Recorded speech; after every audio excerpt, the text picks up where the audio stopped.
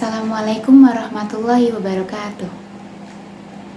Perkenalkan, nama saya Salsa Pramaisela Putri dengan nomor induk mahasiswa 211040500003. Di sini saya akan menjelaskan dan mempresentasikan tentang alasan diperlukannya kajian Pancasila sebagai ideologi negara.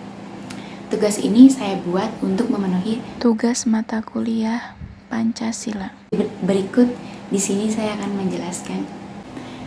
Pancasila merupakan pandangan hidup dan kepribadian bangsa yang nilai-nilainya bersifat nasional yang mendasari kebudayaan bangsa.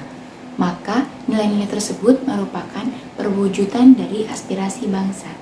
Dengan Pancasila, perpecahan bangsa Indonesia akan mudah dihindari karena pandangan Pancasila bertumpu pada pola kehidupan yang berdasarkan keseimbangan, keselarasan, dan keserasian.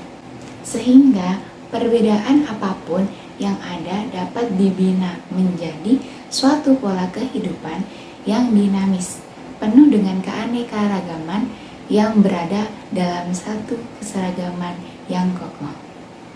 Dengan peraturan yang berlandaskan nilai-nilai Pancasila, maka perasaan adil dan tidak adil dapat diminimalkan.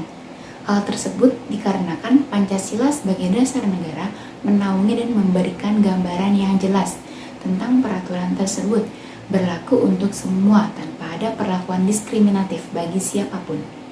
Oleh karena itu, Pancasila memberikan arah tentang hukum harus menciptakan keadaan negara yang lebih baik dengan berlandaskan pada nilai-nilai Pancasila. Alasan diperlukannya kajian Pancasila. Yang pertama, warga negara memahami dan melaksanakan Pancasila sebagai ideologi negara. Yang kedua, penyelenggara negara memahami dan melaksanakan Pancasila sebagai ideologi negara. Warga negara memahami dan melaksanakan Pancasila sebagai ideologi negara. Sebagai warga negara, Anda perlu memahami bahwa kedudukan Pancasila sebagai ideologi negara karena ideologi Pancasila menghadapi tantangan dari berbagai ideologi dunia dalam kebudayaan global. Pada bagian ini, perlu diidentifikasi unsur-unsur yang mempengaruhi ideologi Pancasila sebagai berikut. Yang pertama, ada unsur ateisme yang terdapat dalam ideologi Marxisme atau komunisme yang bertentangan dengan sila pertama, yaitu ketuhanan yang Maha Esa. Yang kedua, unsur individualisme dalam liberalisme tidak sesuai dengan prinsip nilai gotong royong dalam sila keadilan bagi seluruh rakyat Indonesia. Yang ketiga, kapitalisme yang memberikan kebebasan individu untuk menguasai sistem perekonomian negara tidak sesuai dengan prinsip ekonomi kerakyatan. Salah satu dampak yang dirasakan dari kapitalisme ialah munculnya gaya hidup yang konsumtif. Penyelenggara negara memahami dan melaksanakan Pancasila sebagai ideologi negara. Perlu diketahui bahwa selain warga negara, penyelenggara negara merupakan kunci penting bagi sistem pemerintahan yang bersih dan berwibawa. Sehingga aparatur negara juga harus memahami dan melaksanakan Pancasila sebagai ideologi negara secara konsisten.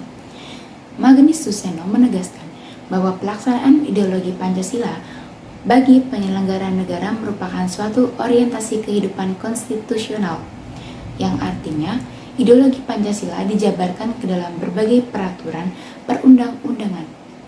Ada beberapa unsur penting dalam kedudukan Pancasila sebagai orientasi kehidupan konstitusional.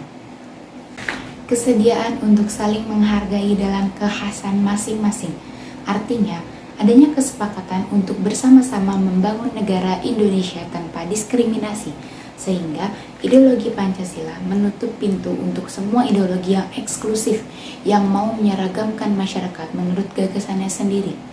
Oleh karena itu, pluralisme adalah nilai dasar Pancasila untuk mewujudkan Bhinneka Tunggal Ika. Hal ini berarti bahwa Pancasila harus diletakkan sebagai ideologi yang terbuka.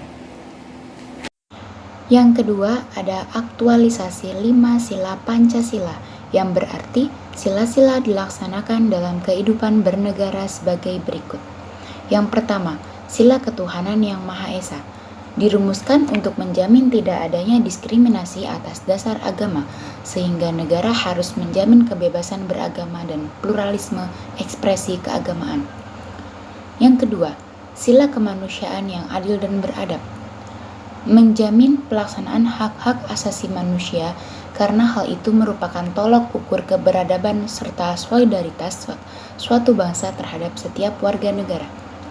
Yang ketiga, sila persatuan Indonesia, menegaskan bahwa rasa cinta pada bangsa Indonesia tidak dilakukan dengan menutup diri dan menolak mereka yang di luar Indonesia, tetapi dengan membangun hubungan timbal balik atas dasar kesamaan kedudukan dan tekad untuk menjalin kerjasama yang menjamin kesejahteraan dan martabat bangsa Indonesia. Yang keempat, sila kerakyatan yang dipimpin oleh hikmat kebijaksanaan dalam permusyawaratan perwakilan, yang berarti komitmen terhadap demokrasi yang wajib disukseskan.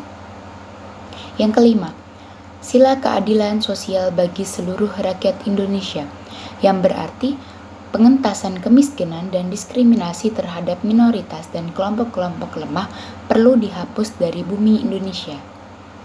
Sekian dari saya. Wallahul muwaffiq ila aqwamit thoriq. Wassalamualaikum warahmatullahi wabarakatuh.